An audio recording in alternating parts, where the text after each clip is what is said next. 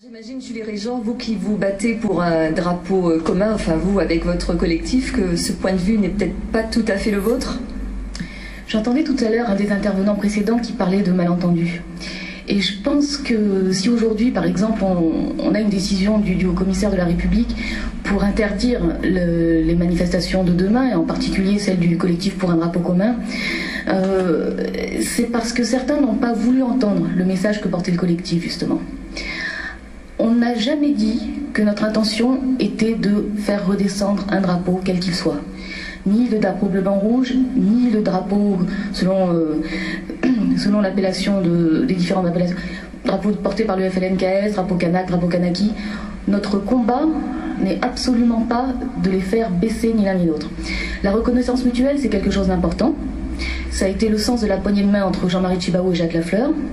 C'est quelque chose que l'on respecte, c'est quelque chose qui est la base de la valeur ajoutée de l'accord de Nouméa.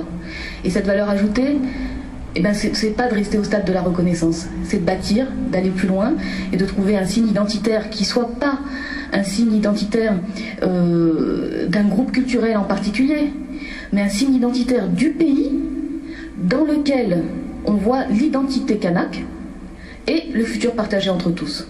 Donc nous, c'est vraiment dans cette dynamique qu'on s'inscrit, cette dynamique de la citoyenneté qui a un symbole fort qui est le Mwaka. On s'inscrit dans cette dynamique-là. Chacun des membres du collectif, qu'il ait participé ou non, mais beaucoup d'entre eux ont participé aux travaux autour de la citoyenneté. Et le concours de drapeaux qu'on a organisé comme une démonstration citoyenne,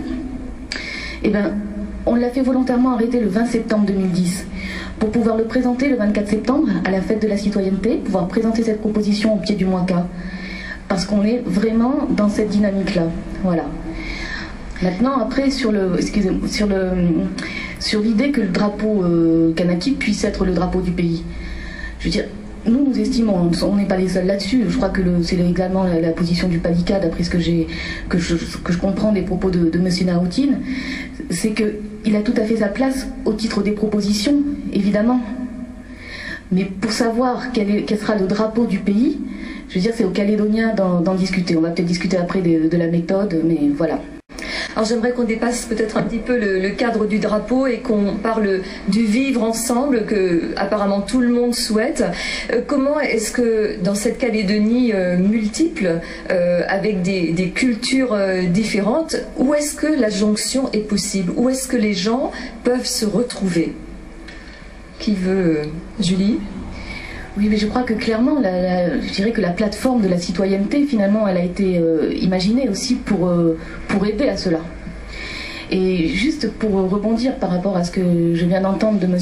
Kouaboun ou M.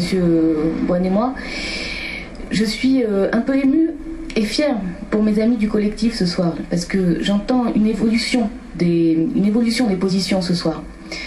Parce que dans ce qui est dit, à chaque fois, il y a la trace de la mise en œuvre d'une méthode. Et c'est ça la réclamation du collectif. C'est-à-dire, il faut qu'on mette en œuvre une méthode pour pas que le débat se retrouve dans la rue, ce à quoi on a été contraint, pour pouvoir discuter de ces signes identitaires. Voilà. Vous êtes favorable au débat que propose Pierre Frogier ?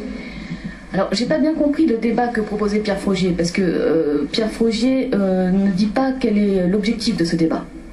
Ce qu'on voit dans la loi organique, c'est un débat qui doit être organisé. Hein. Bon, il n'y a pas le mot débat, on va me dire, mais disons que les Calédoniens puissent rechercher en commun ce drapeau.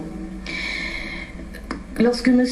Frogier parle des drapeaux, il dit aussi souvent, ou M. Yano par exemple, nous n'avons jamais été et nous ne sommes toujours pas dans la recherche de signes identitaires.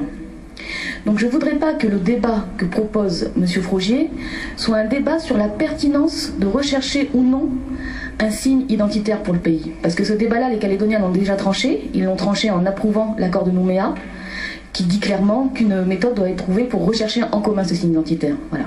Vous qui êtes sur le terrain, qui rencontrez des gens, est-ce que vous sentez ce ressenti, ce besoin de communauté, de communiquer, pardon, ou est-ce que les gens vivent encore les uns à côté des autres? Julie, vous qui êtes... Moi j'ai l'impression, bon, forcément au travers du collectif pour un drapeau commun, je veux dire, c'est un petit peu un pied de nez à la vision qu'on essaye d'imprimer de la Calédonie, que ce soit nos politiques qui veulent rester dans les clivages habituels, ou même de juristes parfois qui essayent de dire ah ben les fondamentaux de la Calédonie n'ont pas changé. Je veux dire, il faut que chacun reste dans son rôle. Et les politiques ont été élus pour faire des choses, qu'ils les fassent. Les juristes sont là pour interpréter les textes, baliser les choses, faciliter l'action, pas pour mettre de l'huile sur le feu, pas pour essayer de réduire la Calédonie et sa population à quelque chose qu'elle n'est plus ou dont elle essaye de s'émanciper. Voilà. Alors après, il y a également le rôle des citoyens. Moi, je trouve qu'il faut que les citoyens, ici, on n'a pas toujours eu l'habitude de se prendre en main. Soit justement parce que c'était pas forcément la culture des gens, hein, je parle quelles que soient leurs origines ethniques, on va dire de se mettre en avant, ou on était parfois habitués à avoir des décisions qui viennent de l'extérieur, etc., et à pas prendre toutes nos responsabilités de citoyens. Je pense qu'il faut que les gens maintenant regardent bien tout ce qui se passe et s'appliquent à prendre position. Et puis encore, je voudrais terminer sur l'idée que le destin commun, c'est une affaire d'homme au jour le jour, et ben, qu'il faut essayer de s'ouvrir, comme disait M. Paboun, d'autant plus à l'autre, essayer de mieux se connaître et essayer de se dire qu'on peut être changé aussi par l'autre.